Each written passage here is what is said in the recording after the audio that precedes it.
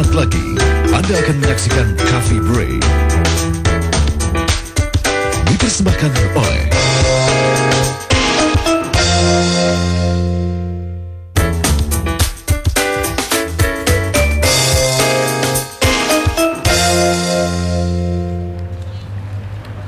Ya, kembali di Coffee Break pemirsa. Setelah Anda menyimak tadi Harsya dan juga Agustin yang berada di bandara melaporkan Citylink ya. Betul sekali, dan rebound dari Citylink. Betul. Dan kembali kami di studio melanjutkan kembali diskusi kita. Tentunya adapun hari ini kita akan membahas lebih kepada sosialisasi pencegahan dan juga pemberantasan korupsi di Indonesia, tentunya terutama di Jakarta. Betul, dan apalagi pada tahun 2009 beberapa waktu yang lalu ternyata memang Indonesia adalah negara paling korup dari 16 negara Asia Pasifik paling korup. Ih, bangga ya?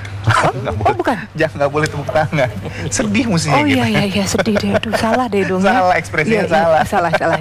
Dan untuk membahas masalah korupsi ini pemirsa, dan juga mungkin sedikit mengedukasi Anda dan juga sedikit menyentil para koruptor yang ada di Indonesia ini ya. Sudah bersama kami Wakil Koordinator ICW Sally Martini. Apa kabar Mbak Sally? Terima kasih, baik, sehat. Alhamdulillah. Kemudian juga sudah ada Bapak Ahmad Santosa dari UKP 4, Unit Kerja Presiden Bidang Pengawasan dan Pengendalian Pembangunan. Maaf, di kartu namanya Pak Ahmad ini ada nama depannya Mas begitu ya Pak ya? Nama itu nama ternyata nama. Iya, berarti adiknya Pak Mas ini kalau misalnya perempuan Mbak berarti ya. Mbak ya. Untung bukan Mas Dimas ya, Mas Dimas. Jadi kakak sama adik. Tapi itu satu kebanggaan ya Pak ya. Sebuah kebanggaan. Itu adalah gelar ya. Oke, kita bahas mengenai korupsi ini Pak Mas Ahmad. Ini sebetulnya kalau kita melihat jenis-jenis korupsi, varian korupsi, entah itu yang ada di dunia atau bahkan di Indonesia sendiri, sebetulnya ada berapa banyak korupsi yang terjadi Pak Ahmad? Kalau di Indonesia itu wilayah korupsi yang menjadi musuh utama ya. Yang pertama yang disebut dengan political corruption. Jadi korupsi yang dilakukan oleh politisi yang memang dia memiliki kewenangan di dalam institusi yang namanya adalah Lembaga Perwakilan Rakyat. Kita semua tahu bahwa DPR itu punya kewenangan membuat undang-undang, lalu kemudian menetapkan anggaran belanja. Yang ketiga adalah memilih pejabat publik. Betul. Nah, jadi trading in influence ya di dalam di dalam kewenangan-kewenangan politik itu sangat kental sekali. Itu yang pertama. Yang kedua adalah yang disebut dengan enforcement corruption. Artinya trading in influence ya, artinya memanfaatkan pengaruh ya di dalam misalnya proses penegakan hukum. Misalnya di proses penegakan hukum itu kan ada penyelidikan, penyidikan, penuntutan sampai pemutusan di ujung sana, di hilir pengadilannya. Yang ketiga adalah yang disebut dengan public service corruption, itu pelayanan publik. Dari mulai KTP, dari mulai BOS ya, BOS itu bantuan sekolah ya, lalu BOK kesehatan. Lalu sampai kepada yang paling besar mungkin ya, pelayanan-pelayanan publik itu. Kemudian yang keempat yang disebut dengan regulatory corruption. Jadi artinya corruption yang ada di dalam pemberian konsesi, kewenangan. Itu sejalan dengan otonomi daerah. Sekarang ini kewenangan-kewenangan dalam memberikan konsesi. Misalnya kebun, tambang, itu ada di daerah. Itu menjadi ranah atau lahan korupsi yang luar biasa. Yang kelima adalah yang disebut dengan yang pertama tadi political corruption, enforcement, public service, regulatory corruption. Lalu yang kelima adalah apa itu yang disebut dengan sebentar ya Mbak ya, yang disebut dengan political enforcement, regulatory. Saya kira itu yang utama ya. Saya kira itu yang utama. Kalau dari kelima tersebut mungkin Mbak Sally, mana ya di Indonesia yang paling banyak terjadi? Dari hasil penelitian kita memang semua terjadi, apalagi semua terjadi. Kita tiap hari kan lihat ya di TV atau di koran, setiap hari ada skandal korupsi yang baru. Di sini bisa kita lihat bahwa korbannya gitu ya. Kenapa dibilang bahwa korupsi ini adalah extraordinary crime gitu. Ini tadi Mas Ota bilang bahwa ini di semua lini kehidupan masyarakat. Nama pendek saya. Jangan kepanjangan. di sana terlihat bahwa korupsi itu menjadi akar masalah pembangunan gitu. Ada terjadi di mana-mana, dari mulai dari yang high rank ya, yang grand corruptions gitu, yang besar, di mana pengambilan keputusan dalam mendominasi atau mengelola dana-dana publik itu terjadi, dari mulai political corruptions gitu, di mana masyarakat yang harusnya sebagai beneficiary akhir dari pembangunan itu tidak dilibatkan dalam pengambilan keputusan. Jadi kayak misalnya konsesi diberikan terhadap konglomerat besar gitu. Masyarakat yang misalnya perkebunan rakyat itu nomor berapa, bukan prioritas. Tender langsung diberikan. Tidak ada pitching gitu ya. Nah, terus yang menjadi masalah adalah itu petty corruption. Dibilang petty corruption ya, kecil, bayar 50.000, 20.000 untuk KTP. Tapi kalau misalnya hitungannya, masyarakat kita kan banyak ya. Gitu. Kalau misalnya hitungannya setiap hari itu angkanya juga sama dengan grand corruptions gitu. Dan ini menjadi sangat masalah karena misalnya 20.000 dia bayar untuk KTP gitu ya. Padahal dia 20.000 pendapatannya per hari. Berarti kan sekeluarga nggak makan. Nah, itu korbannya jelas masyarakat miskin. Sebetulnya kan di sini masalahnya bukan cuma masalah berapa yang dikorupsi, tapi mental untuk melakukan korupsi ini sendiri begitu ya, Mbak Sally dan Mas Otto ya. Iya, baik. Ada satu lagi Mas, tadi government procurement, pengadaan barang.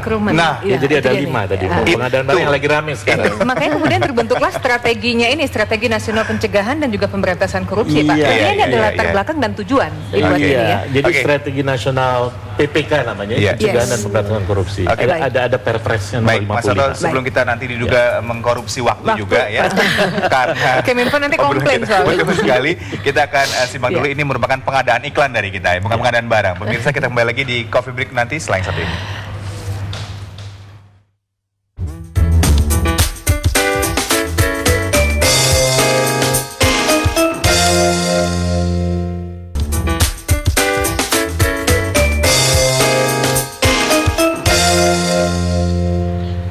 Ya, terima kasih pemirsa, masih melanjutkan kembali diskusi kita, masih bersama dua narasumber kita yang sudah hadir di sini, Bapak Mas dan juga Mbak Sylvie. Dikatakan tadi bahwa ada strategi di mana Nasional Pencegahan dan Pemberantasan Korupsi atau PPK. Tentunya ini didasari ada latar belakang dan juga tujuan. Pak Mas mungkin yang bisa menjawab ini. Ya, sebetulnya itu boleh kita bilang sebagai peta jalan ya.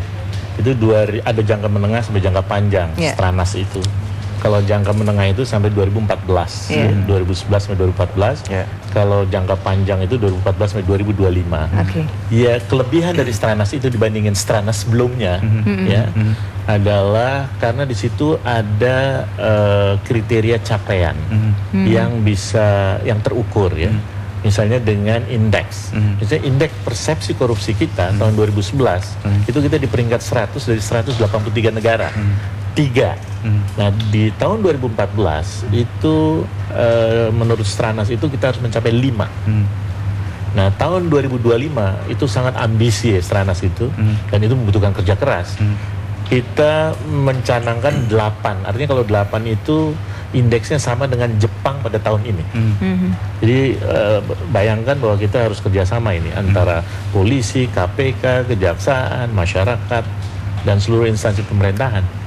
Seperti itu. Tapi kalau tadi barusan Mas Ahmad bilang bahwa kita harus bekerja sama dengan pihak-pihak tertentu seperti polisi, tapi polisinya ternyata kemarin jadi situasi tidak sinergis, dan terutama kalau ada konflik dan gontok-gontokan, itu tidak mungkin kita mencapai 5 dan tidak mungkin kita mencapai 8 pada tahun 2025. Jadi situasi itu harus dihindari. Nah, kalau Mbak Sally sendiri dari ICW sendiri, bagaimana ICW melihat apa yang sudah dilakukan oleh KPK ataupun dalam hal pemberantasan korupsi ini?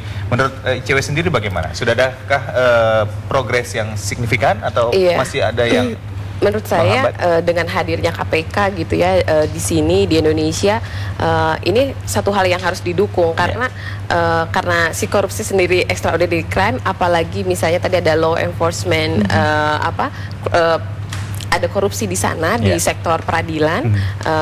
Ini jelas bahwa penyidikan atau penegakan kasus korupsi itu harus di lembaga yang independen, gitu, karena ada korupsi di peradilan itu sendiri. Nah, menurut saya KPK sudah baik, dia sudah berani untuk mengambil kasus-kasus strategis gitu ya, di kepolisian, di kejaksaan, atau di lembaga-lembaga negara yang lainnya. Nah, keberadaan KPK ini memang ekspektasinya sangat besar gitu. Itu kenapa semua orang, oh KPK lambat, sekarang enggak gitu. Ini adalah suatu proses yang harus didukung. KPK baru ya, tidak selama penegak hukum yang lainnya. Dan kita juga tidak bisa ngasih overburden gitu ke KPK gitu, karena penegakan hukum itu bukan pekerjaan KPK sendiri gitu. Ada di polisinya, di kejaksaannya juga harus berubah gitu loh. Harus ada reform di sana. Di pengadilan juga harus ada yang berubah. Ya memang, ini yang menarik menurut saya dari Mbak Sally. Jadi seolah-olah sekarang ini pemberantasan korupsi hanya tugas dari eksekutif. Terutama eksekutif itu ada jaksa, polisi, tapi ada yudikatif juga, pengadilan, dan ada legislatif. Political corruption itu lebih banyak kita berharap pada legislatif untuk membenahi diri mereka, terutama soal pencegahannya ya. Nah kalau represif memang itu tugas KPK, kepolisian dan kejaksaan. Nah kalau tiga ini tidak bersinergi, legislatif, eksekutif, dan yudikatif, maka tidak mungkin kita mencapai IPK, indeks persepsi korupsi 5, atau indeks persepsi korupsi 8 di tahun 2025. Seperti itu. Dan kalau kita bicara mengenai korupsi, berarti kan memang ada aset yang akhirnya merugikan negara ini.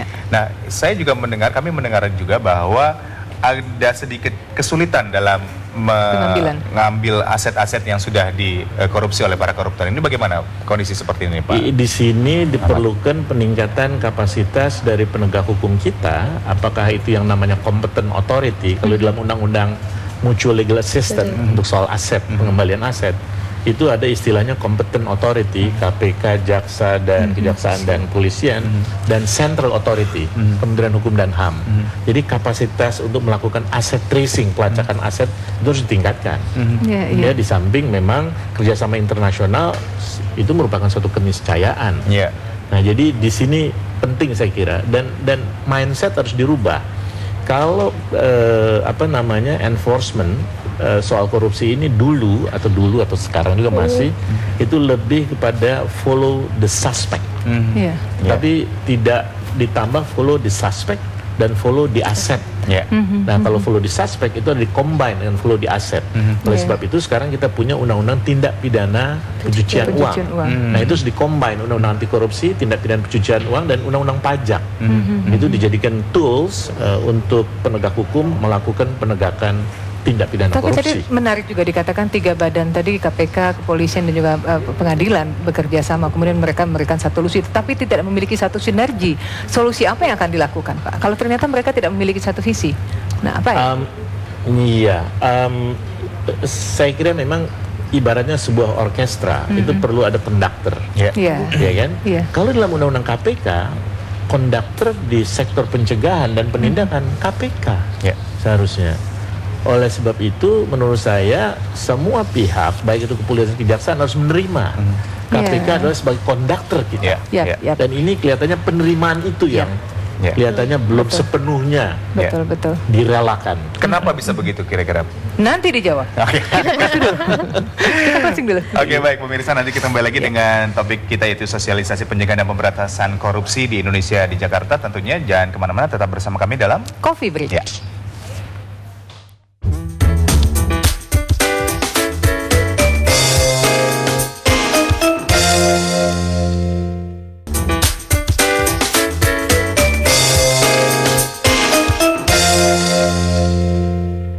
Sosialisasi pencegahan dan pemberantasan korupsi di Indonesia. Nah, kita kembali lagi membahas mengenai ini, Mbak Sally, dikatakan bahwa tantangan dari pemberantasan korupsi di Indonesia ini sendiri seperti apa sih, Mbak? Sebenarnya ada beberapa tantangan ya, baik dari pemerintahnya, dari regulatorinya, undang-undangnya, juga dari penerimaan masyarakat. Nah, ICW itu menetapkan diri sebagai komisi masyarakat gitu. Jadi kita fokus dalam pembinaan masyarakat gitu ya. Peningkat bahwa mindset sendiri di masyarakat soal korupsi itu ada yang salah gitu. Misalnya untuk public services, kalau saya nggak bayar maka saya nggak akan dapat servis. Nah, padahal jelas kan tidak menerima gratifikasi gitu. Nah, mindset masyarakat sendiri harus diubah. Kalau saya nggak bayar, saya harus dapat servisnya gitu. Bukan kalau saya nggak bayar, saya nggak dapat servis gitu. Itu mindset. Kalau saya nggak lebihin, KTP saya nggak cepat jadi. Nah, ya seperti itu. Atau misalnya kita udah tahu kalau misalnya tilang ada kertas biru, kertas merah, atau kertas putih gitu ya. Pada saat kita sudah bilang bahwa saya bersalah, saya minta kertas biru, nanti saya akan bayar ke BRI gitu ya. Itu sendiri, oh enggak, takut nanti jangan Pak, misalnya di pengadilan itu lama waktu segala macam. Nah, bagaimana masyarakat juga memposisikan diri bahwa mereka adalah pengambil keputusan juga gitu. Berarti bisa dibilang apa yang dibilang sama Mbak Sally ini, bahwa korupsi terjadi juga karena masyarakat itu sendiri yang menciptakan begitu. Jadi mindsetnya harus diubah gitu, bahwa tidak korupsi, tidak membayar untuk jasa ekspres gitu ya. Itu adalah salah satu pekerjaannya dia untuk memberantas korupsi gitu. Kuncinya toleransi nol, zero toleransi. Itu budaya yang harus kita Tapi kalau bangun untuk yang namanya korupsi itu tidak ada zero lagi, harus ada hukuman, di mana hukuman mati kah atau perampasan harta kah, itu bisa dikatakan juga ya. Ya korupsi ini kan di Indonesia kayak low risk ya, kayak low risk business gitu. Dia udah korupsi berapa miliar gitu, di penjara cuma 4 bulan, cuma 1 tahun. Setelah itu dia naik lagi jadi misalnya jadi kandidat untuk bupati atau apa. Nah, ini terlihat bahwa ini tidak ada efek jerak buat koruptornya, dan masyarakat akhirnya menjadi frustasi. Dia korupsi aja misalnya, ternyata ditahannya sebentar udah gitu masih tetap kaya gitu. Nah, sebenarnya kalau misalnya ada perampasan aset gitu, dan atau ada bahwa dia harus membuktikan, si koruptor itu, bahwa harta yang dimilikinya adalah dari harta yang halal gitu, bukan dari korupsi atau dari pelanggaran hukum. Nah, itu yang harus dibuktikan atau kemiskinan korupsi itu ya Pak ya. Ada solusi lain kira-kira? Ada mekanisme yang menurut saya sekarang ini sedang digelindingkan dalam rancangan undang-undang perampasan aset yang namanya kriminalisasi perolehan harta kekayaan pejabat publik yang tidak wajar. Ini disebut dengan illicit enrichment. Jadi kalau misalnya Mas Irwan pejabat publik, kemudian gajinya sekian X rupiah, lalu tiba-tiba kekayaannya melonjak, maka Mas Irwan harus membuktikan bahwa kekayaan tersebut perolehannya dari halal. Syuting, presenter, betul. Dan itu kalau misalnya tidak bisa membuktikan, langsung dirampas oleh negara. Itu yang illicit enrichment nanti mudah-mudahan akan masuk dalam undang-undang perampasan aset kalau misalnya itu diundangkan. Itu salah satu cara. Oke, mungkin terakhir ini Mas Ahmad dan juga Mbak Sally, apa himbauan yang bisa diberikan kepada masyarakat untuk bisa ikut membantu? Bukan cuma tadi kan Pak Ahmad juga mengatakan sinergi ini bukan cuma harus KPK yang melakukan, tapi juga sinergi antara kepolisian dengan pengadilan dan juga masyarakat sebetulnya. Silakan Pak Sarban. Yang pertama, Stranas ini kan hanya sebagai payung ya, pencegahan, penindakan, bagaimana peraturan undang-undang harus dibenahi, lalu budaya anti korupsi harus dibangun. Itu harus diterjemahkan dalam rencana tahunan. Dan saya pikir ini harus didukung tidak hanya saja oleh eksekutif, tapi juga oleh legislatif dan yudikatif.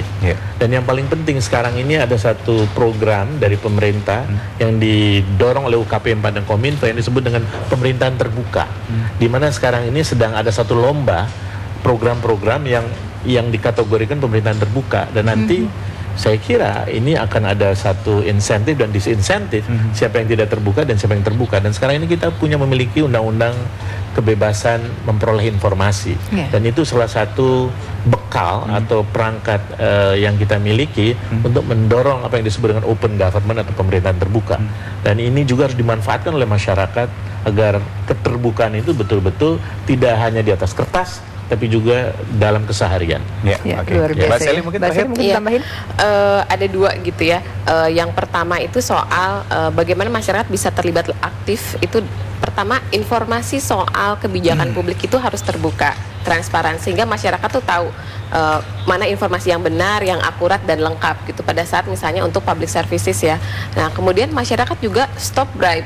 Mereka nggak bayar suap gitu untuk proses-proses kehidupannya, untuk KTP, SIM, ijazah segala macam. Itu stop bribe, karena pada saat kita di masyarakatnya menilai bahwa itu adalah sebuah tindakan korupsi, berhenti melakukan itu, yang lain juga akan ikut gitu. Oke, baik Mbak Sally, Mas Ahmad, terima kasih sekali untuk kehadirannya. Semoga saja dengan obrolan kami ini bisa menyadarkan juga mereka yang sudah ataupun baru mau melakukan korupsi, ya, untuk tidak melakukannya, dan juga peran masyarakat, peran Anda pemirsa untuk bisa mengontrol dalam mengendalikan dan memberantas korupsi yang ada di Indonesia. Kita harus berubah ya Beb. Jadi kalau ditangkap polisi ya wes lah, ikutin aturan aja ya. Jangan keluarin uang lagi. Saya selalu gitu, nggak pernah. Ya udah daripada kita ribut, daripada kita nanti korupsi waktu, kita pamit aja dulu ya. Ya sudah kalau gitu. Baiklah pemirsa, saya Irwan Ardian dan saya Arsiti Bilbinan. Terima kasih untuk kebersamaannya. Tetap menyaksikan Coffee Break setiap hari Senin sampai dengan Jumat pukul 10 sampai dengan 11.30. Selamat menjalankan aktivitas, selamat menunaikan ibadah puasa. Assalamualaikum. Assalamualaikum. Assalamualaikum.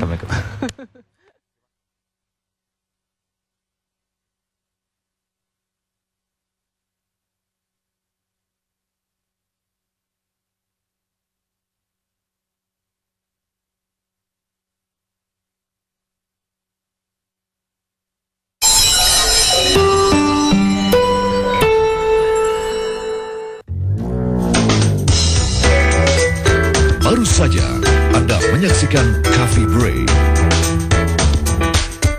Dipersembahkan oleh